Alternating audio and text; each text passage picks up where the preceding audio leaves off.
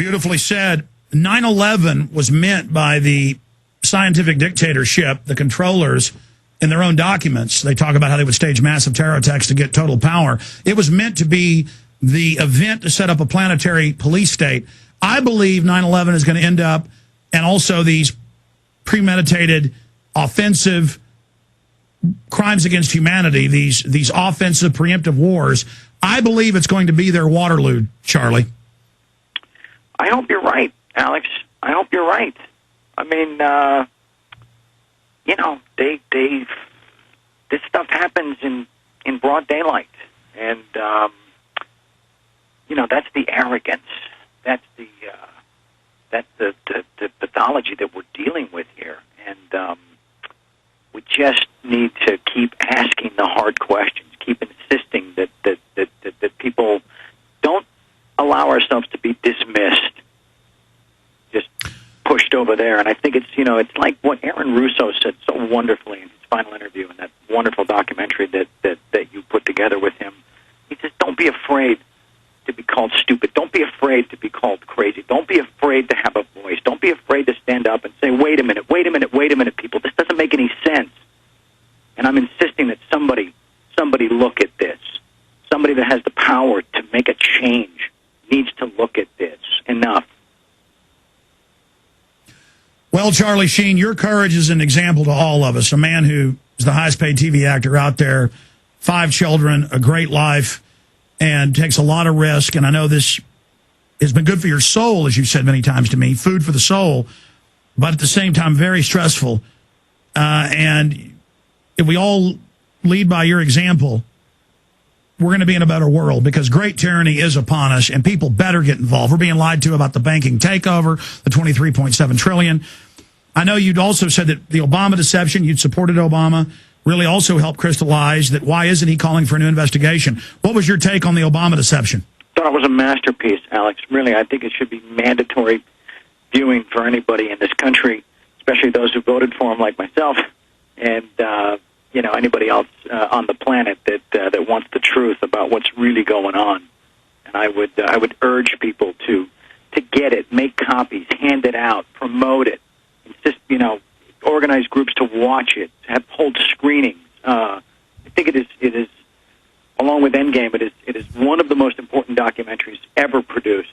And I tip my hat to you for having the courage to deliver such an important historical piece. I'm just just proud to know you, man. Hey, I'm proud to call you my friend. Hey, I'm proud to call you my friend. We didn't go over all the 20 points that are in your letter. You know what? They speak for themselves. And the mainstream media ain't going over the 20 points either. And what does that say? What does that say, Alex? They won't even talk about them. If I'm so crazy, if I've aligned myself with so many nutbags, and how dare I'm so unpatriotic, and I'm such a complete nut job. Why won't they address what I wrote? Why won't they address what we assembled? Why won't they even look at it or even talk about it? That speaks volumes. That shows their hand. I agree, but I don't want to end this interview in the few minutes we've got left without you getting into Building 7. And you say in the piece, just watch the video of the collapse, and we have a link to the police and firemen saying, we've been told to get back, they're going to blow it up. BBC reports it's fallen completely in its own footprint. Before it falls, then they said, oh, that video is not real. Then they admitted it was real. Then they said, oh, we lost the tapes. Then they said, okay, Reuters told us it had fallen. Yeah, they didn't really have their story straight. Or they got the story and then they just rolled it out early. I don't know, but the reason that that is the one point, and it's obviously number 7 because it's Building 7, that's pretty obvious. But the reason that I only gave it one line is, if I'm not mistaken, wasn't it reduced to a footnote in the official report? Yeah, so that's, they gave it that much attention, and the attention that we give it in the piece, I think, is really powerful, because it's just like basically saying, Mr. President, just take a look for yourself. You're a really smart guy. You're a really educated man. Just take a look for yourself. You know what? Let's watch it together. And then you tell me, is that the result of from fire? Charlie, I know you've got to go to work and tape 2.5 Men that's going to be airing Monday, so I'm going to just let you go in just 2 or 3 minutes. Season premiere on the 21st. Couldn't help but put in a plug, Alex. Hey, that's a great show. Guys are fans in here. Thank you. Especially Jaron. He loves it. Also, hey, Alex, big shout out to your whole staff.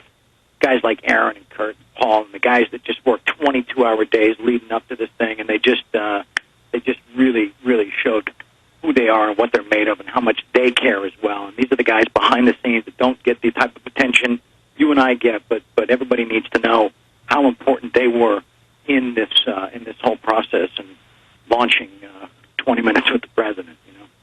Yeah, I always almost give it its code name instead of 20 Minutes with the President. Yeah, it's tempting. It's tempting, Alex. We'll keep that between us. Yeah. Charlie, in closing, though, are you disappointed that so far the White House called you and said, look, we've seen it, we might pass on it, which shows they're leaving the door open? I know you're calling people to go out, get involved, go to town halls, go to his press conferences. You're asking, I know you've asked me to ask folks to tell people to go to the press conferences of the president, go to demonstrations. Let's make this a big issue. Let's beat the drum. Speak to that in closing and directly to Obama, because there's no doubt that the White House is watching and seeing this. Well, let's hope. Let's hope. I mean, I know, like I said, they got their hands full with a lot of other stuff, but they need to know that this really matters. This is it's all laid out in the letter that how much this has shaped the current policy and the why the landscape exists as it does today. And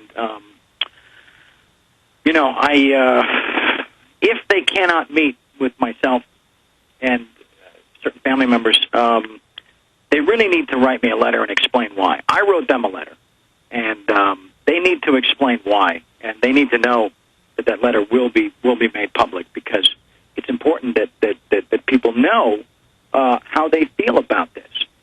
That people know, if they got nothing to hide, then why are they avoiding it? And let's be clear, it's not just Charlie Sheen meeting with the president. You've said in the emails, I like to come with Bob McIlvain, Bill Doyle, others, and they want to meet with you. They've Absolutely. tried to meet with the commission. Absolutely, yes. Yeah, no, they deserve the time. They deserve the attention. They deserve that our commander-in-chief would take a look at this and would hopefully say, yeah, okay, all right, this is important, this matters, and yes, I do have the power and I do have the responsibility as your president to use my executive power to enact a real investigation and to put this thing back on the front burner. Put it on the front burner, Mr. President. Enough's enough. So bottom line, you're saying at least publicly respond to the 20 questions, or just respond to 6 of the 10 commission members and 2 of the 5 council members saying it was a fraud, a criminal cover-up. Anything, Alice, just acknowledge it. Just be courageous enough and compassionate enough to acknowledge it. That's all I'm asking. And if we can take it further, great. But just acknowledge it. Stop treating us like we don't matter. All right, Charlie Sheen, he's going to go tape for the 21st of this month, premiere 2.5 Men. We're going to let him get to work. How are the fires out in Los Angeles? Getting under control? Yeah, no, the fire teams out here did an amazing job getting this stuff put out as quickly as possible. And unfortunately, there were some lives lost, and our hearts go out to their families as well. But the skies are clear, and everything's back to normal. Yeah, it was like a week and a half ago when I was there. It was like flying into hell, and you had ashes raining down in your backyard. Yeah, it was, it was interesting. It created sort of a symbolic climate for creating this peace as we went through it. Charlie, I love you. I love you too, man. And I love your passion, and I love everything you're doing. And it was great seeing your dad and mom when they came over. And say hi to Al, say hi to Lance. I will. Say hi to the whole crew, and God bless you, my friend. God bless you, Alex.